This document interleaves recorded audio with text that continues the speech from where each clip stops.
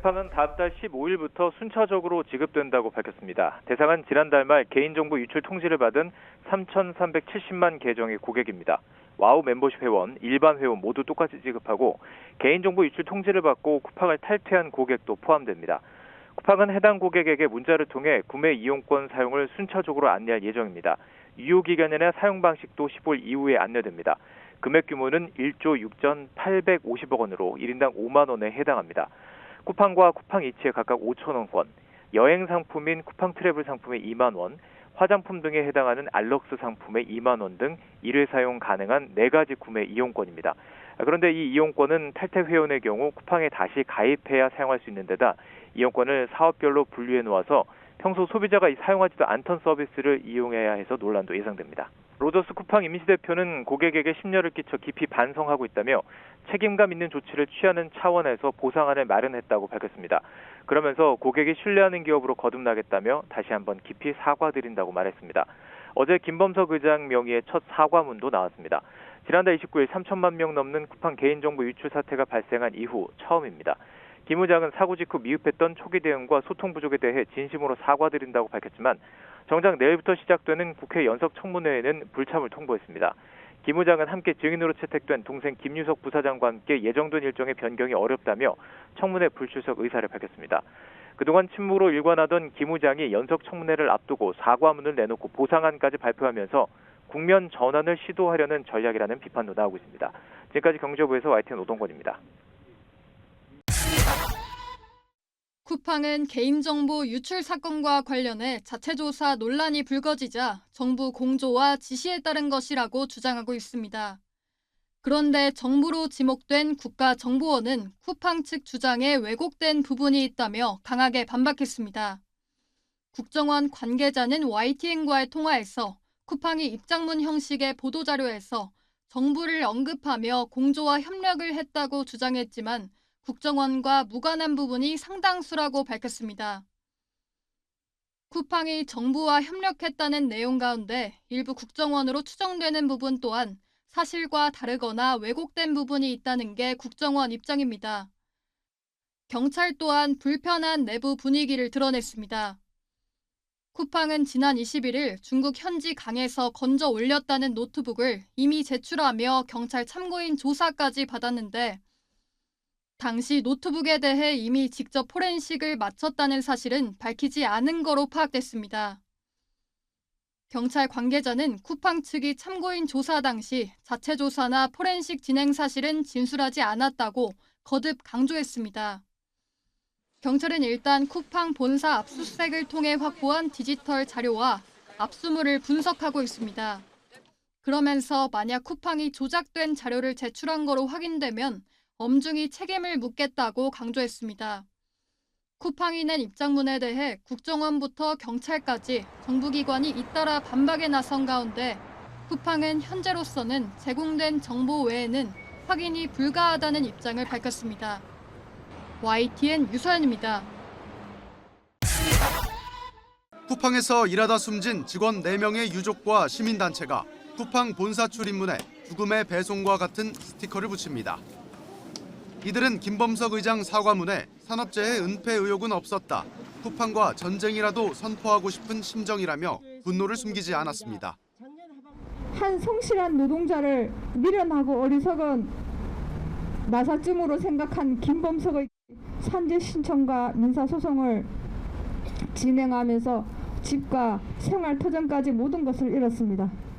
앞서 쿠팡 전 고위직은 김범석 의장이 고 장덕준 씨 사망 사건과 관련해 그가 열심히 일했다는 흔적이 남지 않도록 하라는 등 과로사 증거를 은폐하도록 지시한 정황을 폭로했습니다. 김 의장은 결국 산업재해 은폐 지시 혐의로 고발됐는데 YTN 취재 결과 서울경찰청 광역수사단이 본격적인 수사에 착수한 것으로 확인됐습니다. 이 죽음은 사고가 아닙니다. 살인적인 노동 환경이 만들어낸 사회적 타살입니다. 이런 가운데 쿠팡이 질병 때문에 숨졌다고 주장했던 사망 노동자 측에 거액의 보상금을 지급했다는 주장이 제기됐습니다. 쿠팡 계약직 직원이던 40대 A씨는 지난 2020년 5월 쿠팡 인천물류센터 화장실에서 숨진 채 발견됐습니다.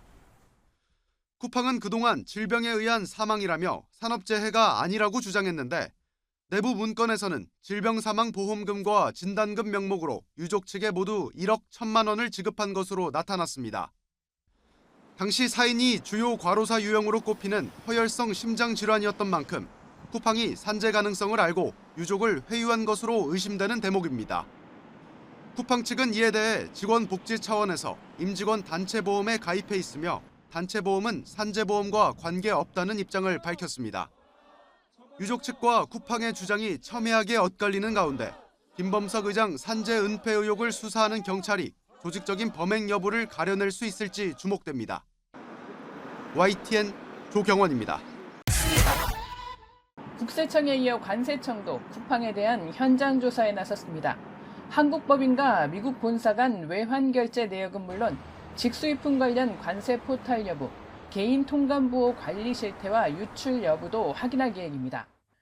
백영훈 과학기술부총리 주재 쿠팡 사태 범정부 TF회의도 다시 열렸습니다.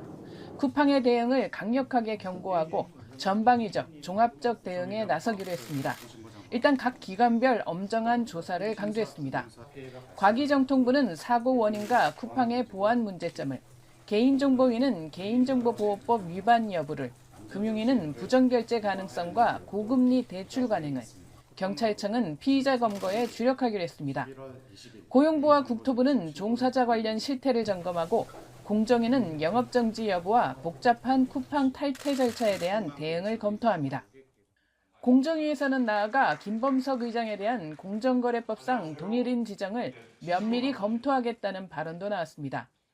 공식적으로는 쿠팡 본사의 부서 책임자급으로 돼 있는 김 의장의 동생 유석 씨가 사실상 한국법인 부사장이라는 주장이 나왔기 때문입니다.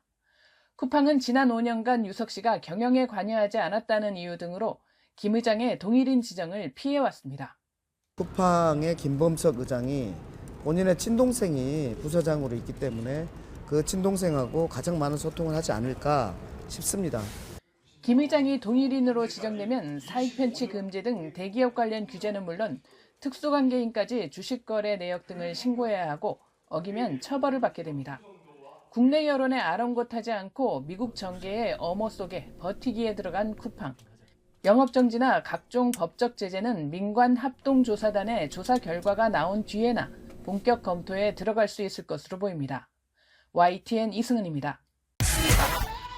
국회에서 열리고 있는 쿠팡 연석청문회, 이번에도 역시 김범석 의장은 불참했습니다. 무늬만 5만 원인 쿠팡 보상안에 대한 지적에 쿠팡 대표는 전례 없는 보상이라고 말했습니다. 취재기자 연결해서 들어보겠습니다.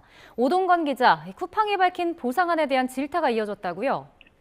그렇습니다. 쿠팡은 어제 총 규모 1조 6천억 원이 넘는 보상안을 발표했습니다. 1인당 5만 원에 해당합니다.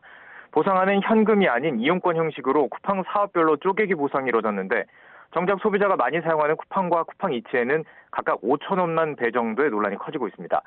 특히 쿠팡은 고가의 화장품을 판매하는 알럭스 이용권으로 2만 원을 주기로 했지만 대부분의 상품이 2만 원을 넘기 때문에 논란이 되고 있습니다. 헤로드 로저드 쿠팡 대표는 이 보상안 외에 다른 보상안이 있느냐는 질문에 전례 없는 수준의 보상안이라며 추가 보상은 없다는 의미로 답했습니다.